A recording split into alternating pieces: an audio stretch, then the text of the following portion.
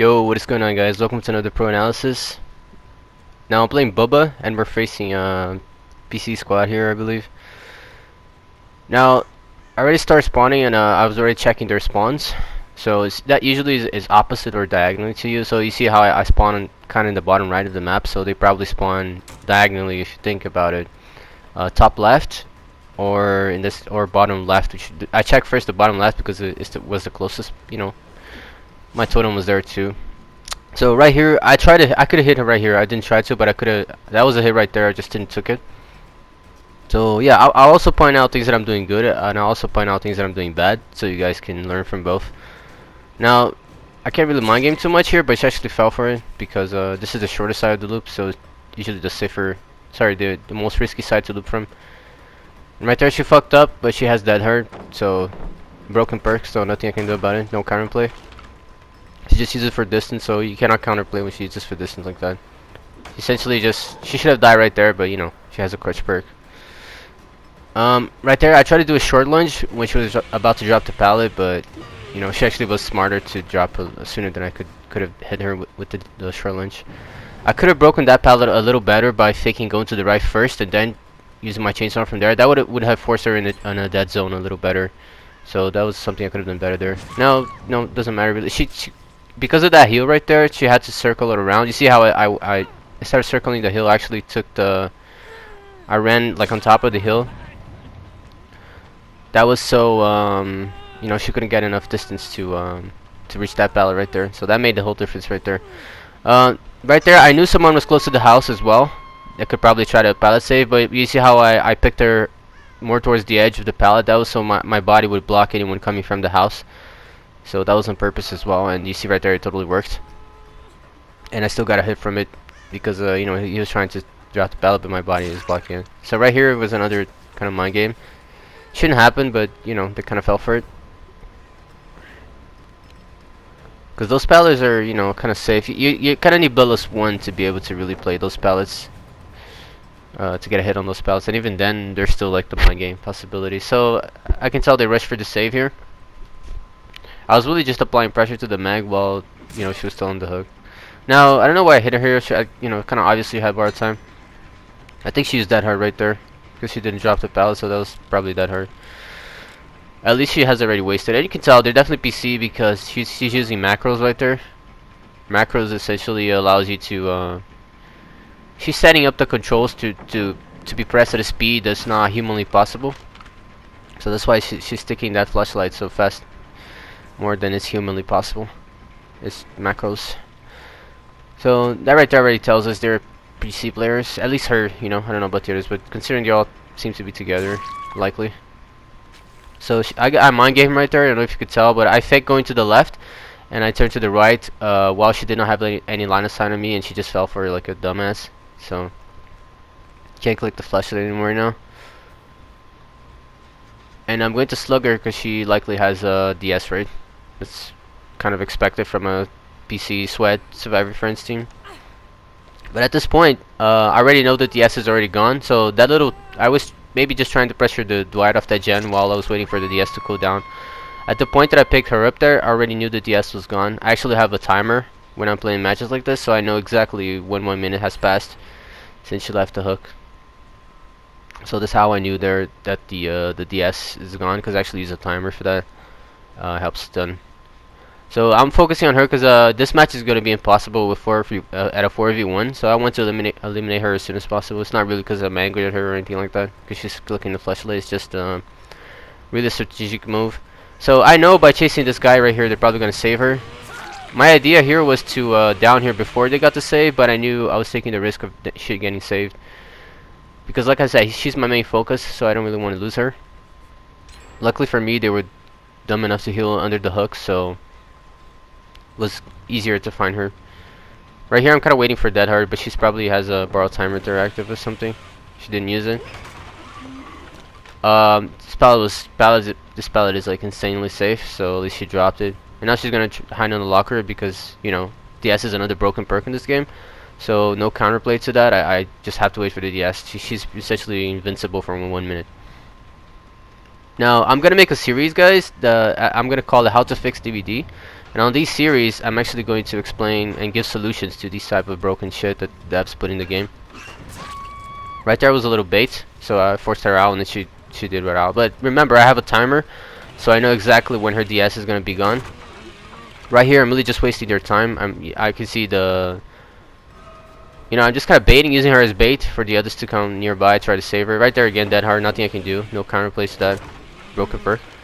That should have been a down right there, so that's already like 2 downs that we lost just because of broken perks. And 2 minutes wasted because of broken perks, yes, so they have invincibility for 1 minute. But yeah, I was just using her as bait while at the same time waiting for her DS to be gone, so that I could apply more pressure to the others. And because they were like trying to save her, no one is doing gens essentially, so that maybe only the Dwight was the only one doing gens right there. And you can see there's already 2 gens, you know. But I got my first kill, so now the pressure is way easier to apply pressure at a 3v1 than it's a 4v1. But you can imagine if this match was to keep like going 4v1 and I kept trading hooks, it would be impossible to kill all of them before the gens got done. So my ruin is still active, which is really good. So I have to really get someone on the hook right now because at least 2 people are doing gens, which is a problem. The gens are gonna end too fast this way. So I don't know, he kind of looped that wrong, I guess, but he could have definitely used that pallet. And you see what I mean? Like survivors, they're usually bad, you know. They usually win mostly because of the crutches, not because they actually have skill. Just really kind of the most annoying thing. It's just the bad player wins just because of broken game mechanics. So right here, I vaulted the window because I was hoping he would, you know, try to loop below me, but he actually didn't. He actually left the house right there. So I know there's no palace here anymore. So unless there's a pallet like right there in front of her, she's pretty much dead. Because they already used all the pallets in this area. And you see, because they're survivor friends, she left her gen to go to his gen that was already being worked on earlier. So that actually worked again in my favor because he looped around the gen that was working before. So you know, it allowed me to find the mag there again when I you know, made the turn. So I'm going back to that same gen because I know it's already has some progress and it's likely the Dwight is there because they're trying to rush it, right? So they're gonna go for they're obviously gonna try to rush the gen that's almost done. And right there, you can see how he tried to 360 me. I don't know why. That was a dumb play. So the fact that he tried to 360 me allowed me to body block the pallet there, as you saw, and get a free chainsaw. So that was stupid on his part. He could have just dropped the pallet or took the single hit instead of trying to dodge. So yeah, right now I already, because I know these guys are trying to rush. That's why I didn't pick him up. I was already expecting to either find this guy going for the save or doing this gen right here, so that's why I went to this direction. Right there, I don't know how these kind of hits happen, but they miss sometimes. It's kind of weird. Right there, I don't know if you tell Dwight that used unbreakable. So that's gonna be the first one in the match. Like I'm kind of not surprised. Like I've been getting like Survivor Friends PC like all day, like honestly, and it's really rare that I'll actually get a match that someone does not have unbreakable. Like literally, it's quite stupid. Like I played like 4 matches, and 4 matches people have unbreakable, if not more than one. It's pretty sweaty, so I kind of have to, you know, play a little sweaty myself to be able to kill these fuckers. So right there, I was waiting for Dead Heart.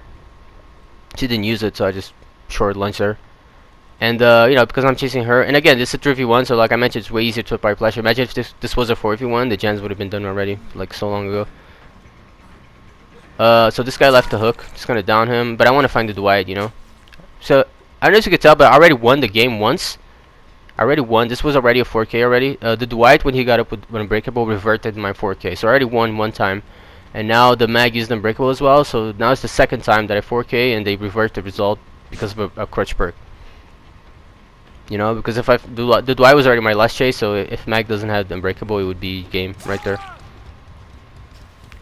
And right there, you see the Ash got up as well. I don't know if it was unbreakable or the mag could have possibly healed him right there as well. So let's go to check right there. So I see one of them there. I don't see the other one. So she might be close to the hook with. I see a main with barbecue. Luckily for me, this area is already a dead zone, so they're actually playing pretty dumb by staying here, especially while injured and not healing. So there he goes, like dead zone. Like why would you do a gen injury on a dead zone? It's just so stupid. But hey, that's usually what to expect. of survivors that play this way with these crutch perks. They really just literally get carried by the perks. They're not actually good or smart or know how to play. So you see the Dwight right there, and now I see the Meg. Now both of them, the Dwight is probably in a better area to be chased. So I just noticed the Ash also used Unbreakable. So that's the third time already. So I'm going back to him because he's the one that's closest to that gen, and I don't want that gen to get done. It's more important than the Mag. Not to mention he's on a dead zone, so I can easily down him. Whereas the Dwight is close to the house as well, so he's not in a dead zone. It's gonna take longer to down him. Right there, I was checking the gen hoping that Dwight was gonna be there, but he wasn't. But maybe he was actually. Maybe I just didn't see him, I guess. Because I was expecting to be 2 people in there, so that's why I checked the gen instead of going for the Ash right away. Because I don't want people doing the gens, you know. Especially the last one at this moment. So no one has the Ash at this point, so I can safely grab him. And you see, I can tell they're not healing. They should definitely like heal and reset, but you know they're dumb, so they're just gonna try to rush regardless. If I didn't know what I was doing, it would definitely work. And now I just noticed that both of them are actually doing this gen right here. I don't know if you could tell by the sound because it's kind of I lowered the volume a little bit so you can hear my commentary, but I could listen that both of them were doing that gen right there. And she kind of saved them in front of me against the Boba. That's pretty dumb. So yeah, that's GG right there. Unless we have more unbreakables to deal with. So I'm definitely not gonna pick the Dwight because he's gonna have DS. So I don't know if they were trying to stick together for that reason there, but I know I'm not dumb, so I'm gonna pick the Meg first and the Dwight later.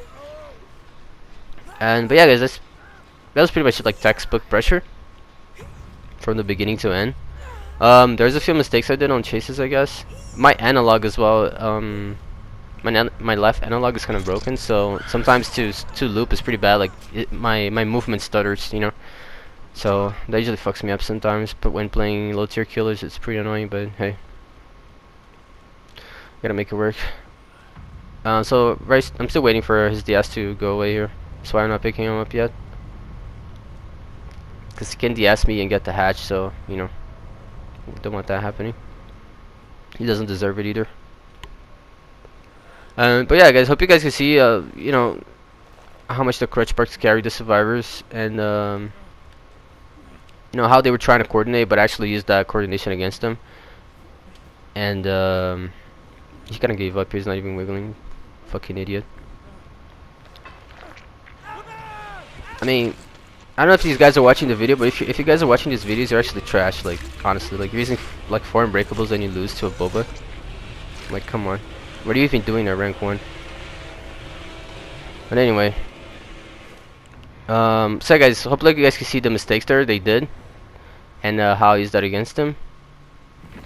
And it was really like a really good example of how you apply pressure, especially when you're playing against squads like this. And I think I actually got a 2-pip from this. Likely. Yeah, it was a 2-pip though. I don't even need it though. And let's see their builds here. So yeah, 4 unbreakables, and I think 4 DSs. No, just 3 DSs, and 4 dead hards. No, actually 3 dead hards. Yeah, and 2 BTs. So yeah, they definitely were comboing the perks there. As you can tell, only 2 of them are using BT. That's usually a coordination move right there. So definitely was a PC squad, I think. But I guess that's the analysis. I'm sure you guys could learn something from, and you know, I don't think PC survivors are bad. They're just kind of more trash in the sense that they use more crutch perks than console play survivors do. That's the only difference that I noticed. But guys, that's the video. Take care. See you guys in the next one.